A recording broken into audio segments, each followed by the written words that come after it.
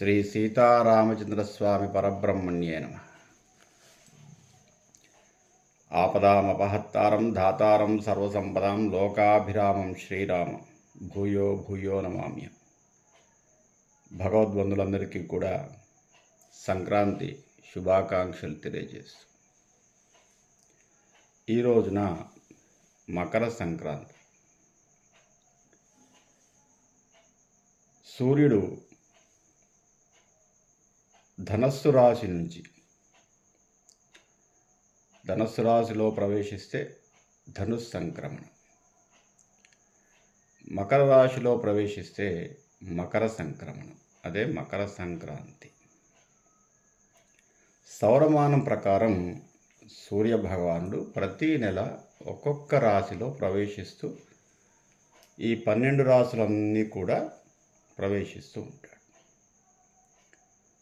అంటే ఆకాశాన్ని ఖగోళ శాస్త్రం ప్రకారం అంటే 360 డిగ్రీస్ ఉంటుంది. భూమి చుట్టూ కూడా శూన్యం, ఆకాశం 360. అంటే ప్రతి 30 డిగ్రీలకు ఒక రాశి. అంటే ఆకాశంలో ఉన్న స్పేస్, రాశి అంటే ఇప్పుడు మేషరాశి, వృషభ రాశి అవన్నీ గోళాలు కావు. ఒక స్పేస్, ఒక 30 డిగ్రీస్ ఉన్నటువంటి స్పేస్ని రాశిగా మనం చెప్పబడింది. మేషం నుంచి మీనం వరకు 12 రాశులు ఉంటాయి, 360 డిగ్రీస్. ప్రతి 30 డిగ్రీలకు ఒక రాశి. అట్లా 12 రాశుల్లో ప్రవేశిస్తూ 365 రోజులు కూడా మనకు ఈ రాశుల ప్రవేశం సంక్రమణాలు 12 సంక్రమణాలు పూర్తి అవుతాయి. మకర రాశిలోకి వచ్చాడు కాబట్టి మకర సంక్రాంతి. మళ్ళీ మకరం నుంచి కర్కాటకం వరకు కూడా ఉత్తరాయణ పుణ్యకాలము అంటారు. దక్షిణాయనం కన్నా ఉత్తరాయణము చాలా పరమ పవిత్రమైనటువంటి కాలం. ఇది దేవతల కాలం అని కూడా అంటారు. దక్షిణాయనం అంతా కూడా మనుష్యులకు సంబంధించినటువంటి కార్యాలన్నీ కూడా విజయవంతం అవుతాయి. కానీ దేవతా సంబంధమైనటువంటి కార్యాలన్నీ కూడా అంటే ధ్యానము, హోమాదులు, తపశ్శక్తి, తర్వాత పూజలు, వ్రతాలు ఇవన్నీ కూడా ఉత్తరాయణంలో ఎక్కువ చేస్తూ ఉంటారు. దైవ కార్యాలన్నీ కూడా ఉత్తరాయణంలో బాగుంటాయని చెప్పేసి మనకు పురాణాల్లో చెప్పబడింది.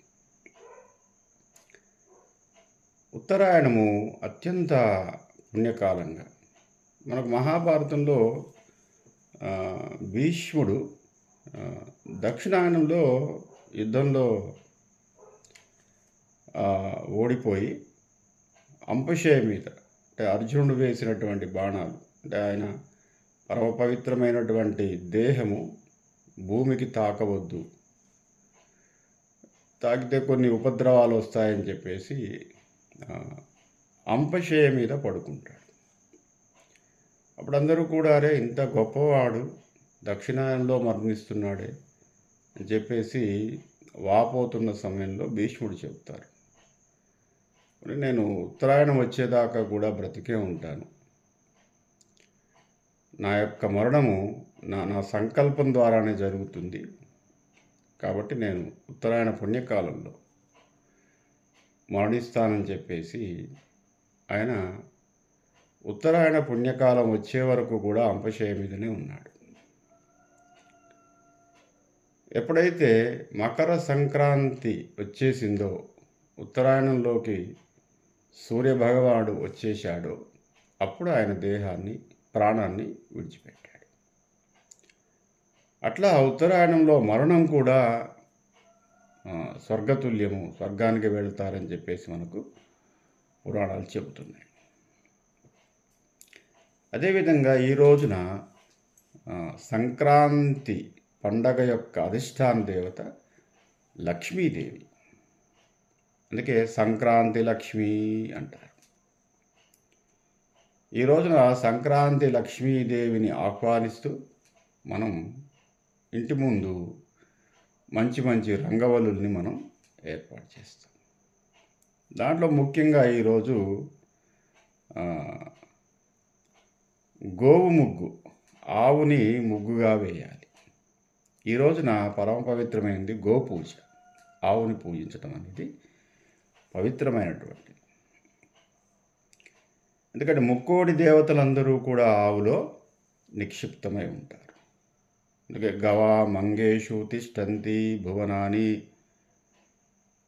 యస్మాత్ చతుర్దశ భువనాని, అంటే 14 లోకాల యొక్క శక్తి ఆవులో ఉంటుంది. కాబట్టి ఆవుకు ప్రదక్షిణం చేసినంత మాత్రం చేత ఈ 14 లోకాలు, చతుర్దశ భువనాలన్నీ కూడా ప్రదక్షిణం చేసినట్టుగా భావిస్తారు. ఆవు యొక్క తోకలో ఉన్నటువంటి రోమాలలో ఒక్కొక్క రోమంలో ఒక్కొక్క దేవత శక్తి నిక్షిప్తమై ఉంటుంది. అందుకే గోపూజ ముఖ్యంగా ఈ రోజున ఉదయము లక్ష్మీ అమ్మవారి పూజ, సాయంత్రము గోపూజ చెప్పబడింది. వీలైన వాళ్ళు ప్రత్యక్షంగా గోపూజ, గోవుకు గ్రాసాన్ని ఇవ్వటం, గోవుకు దానా పెట్టడం, పూజించటం. సరే, గోపూజ పేరుతో భయంకరంగా పసుపు కుంకుమ చల్లవచ్చు, కానీ మంచి పసుపు మంచి కుంకుమ లభించట్లేదు. అది కెమికల్గానే కలుపుతున్నారు. ఇంట్లో మనము శుభకార్యాలకు కొట్టిన పసుపు ఉంటుంది. ఏదో పెళ్ళికి మనం లేదా సత్యనారాయణ వ్రతానికి పసుపు కొడతారు.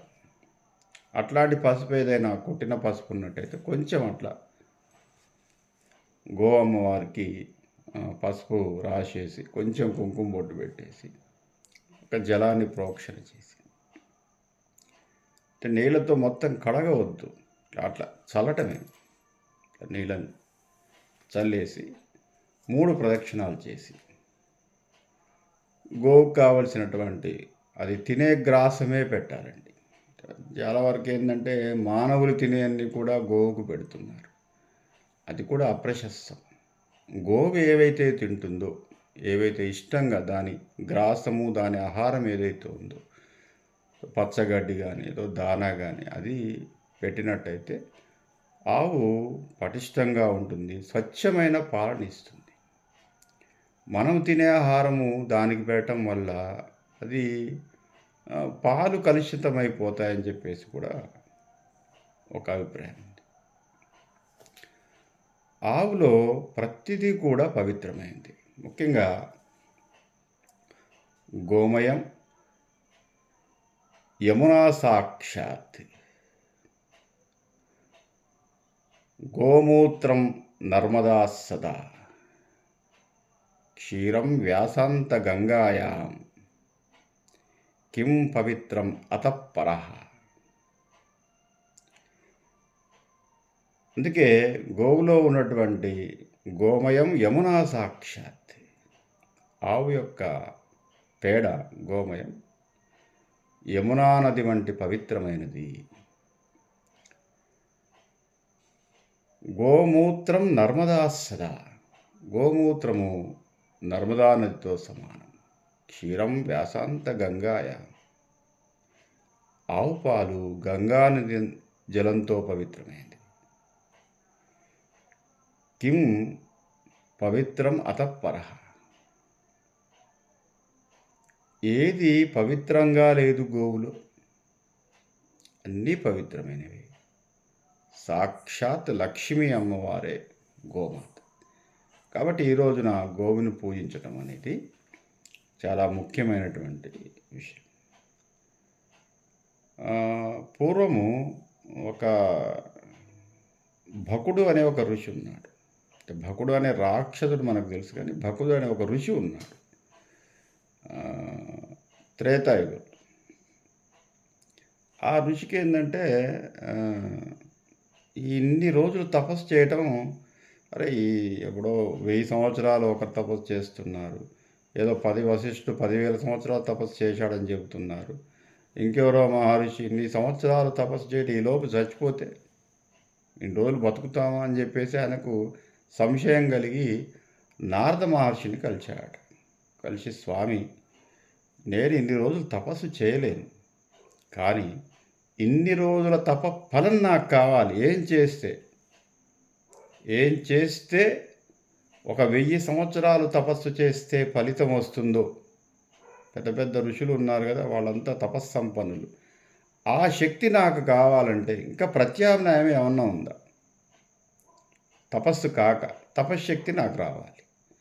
అప్పుడు నారద మహర్షి చెప్పాడు ఆయనకి, నాయన, గోపూజ చేసి ఆవుకు 3 సార్లు ప్రదక్షిణం చేసి ఆ పరమేశ్వరుని తలుచుకొని ఆయన తప్పకుండా నీకు తపశ్శక్తి లభిస్తుందని చెప్పాడు. అది కూడా మకర సంక్రాంతి రోజున అని చెప్పేశాడు. మకర సంక్రాంతి పర్వదినం రోజున సూర్యుడు మకర రాశిలో ప్రవేశిస్తున్న సమయంలో సరిగ్గా ఆ ముహూర్తానికి ఆవును పూజించి భకుడు అనేటువంటి మహర్షి 3 ప్రదక్షిణాలు చేసి పవిత్రంగా గోవుని ఋగ్వేదంతో ఉన్నటువంటి గోస్తోత్రాన్ని, గోసూక్తం అని చెప్పేసి ఒక సూక్తం ఉంది, ఒక మంత్రం. ఆ మంత్రాన్ని పఠించటం వల్ల 1000 సంవత్సరాలు తపస్సు చేస్తే ఎంత శక్తి ఉంటుందో ఆ శక్తిని ఆయన గ్రహించాడని చెప్పేసి మనకొక పురాణ కథ ఉంది. కాబట్టి అతి పవిత్రమైనటువంటి ఈ సంక్రమణంలో గోపూజ చేసి గోవుకు దానా పెట్టేసి, ఇంకా వీలైతే ఈ రోజున దానం గురించి కూడా చెప్పబడింది. మకర సంక్రమణం రోజున ఏదైతే మనం వస్తుదానము, వస్త్రదానము, అన్నదానము, ఇలాంటి దానాలన్నీ కూడా చెప్పబడ్డాయి. మన శక్తి అనుసారంగా ఈ రోజున దాన ధర్మాలు చేసినట్టయితే ఈ దానము 1000 రెట్ల ఫలితాన్ని ఇస్తుందట. మామూలు సమయంలో చేసిన దానము అదే పుణ్యప్రదము అంటారు. కానీ సంక్రమణంలో ఈరోజు సంక్రాంతి పండగ రోజున చేసినటువంటి దానం ఏదైతే ఉందో, మనం చిన్నది దానం చేసిన దాని ఫలితము 1000 రెట్లు లభిస్తుందని చెప్పేసి మనకు పురాణం ఐతిహ్యం చెప్పబడుతుంది. కాబట్టి దాన ధర్మాలు చేసుకొని ఈ రోజున ముఖ్యంగా లక్ష్మీ అమ్మవారిని పూజించుకొని, గోమాతని పూజించుకొని, ఇంకా ఇష్టదైవం ఏదైనా ఉన్నట్టయితే ఈ రోజున గొబ్బెమ్మలు పెట్టుకొని యథావిధిగా, నిన్న చెప్పుకున్నాం కదా, గొబ్బెమ్మ అంటే శ్రీకృష్ణ పరమాత్మ, రాధాదేవి, పిల్ల గొబ్బెమ్మ, చుట్టూ ఉన్నటువంటి పరివార దేవతలు, గోపికలందరూ కూడా ఈ రోజున ఆవు ముగ్గుని మనం ఇంటి ముందు వేసుకొని,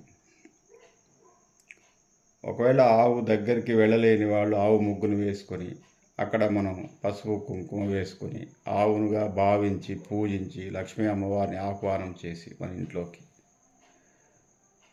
శుభ్రమైనటువంటి స్థలంలో లక్ష్మీ అమ్మవారు నిక్షిప్తమై ఉంటారు కాబట్టి ఇల్లంతా కూడా పరిశుభ్రంగా మంచిగా మంగళతోరణాలు కట్టుకొని నూతన వస్త్రాలు ధరించి ఈ రోజున అమ్మవారికి క్షీరాన్నం, నిన్న గొబ్బెమ్మకు మనం ఏం చేసామంటే అటుకులు పెట్టాలి. నిన్న భోగి పండుగ రోజున అటుకులు నైవేద్యం, ఈ రోజున క్షీరాన్నం అంటే పాలు, పంచదార లేదా బెల్లంతో తయారు చేసినటువంటి క్షీరాన్నాన్ని మనం గొబ్బెమ్మకు, లక్ష్మీ అమ్మవారికి నైవేద్యంగా పెట్టుకొని అది మనం భుజించి మళ్ళీ యథావిధిగా నిన్న వీలు పడని వాళ్ళు ఈ రోజున మనం భోగిపళ్ళు, బాలబాలికలకు భోగిపళ్ళు పోసుకొని చాలా పవిత్రంగా ఈ యొక్క పండగను ఆచరించి ఆ యొక్క సూర్య భగవాన్ యొక్క కృపకు పాత్రులు కావాల్సిందిగా కోరుతూ, స్వస్తి ప్రజాభ్య పరిపాలయంతాం న్యాయేన మార్గేణ మహిమహీష,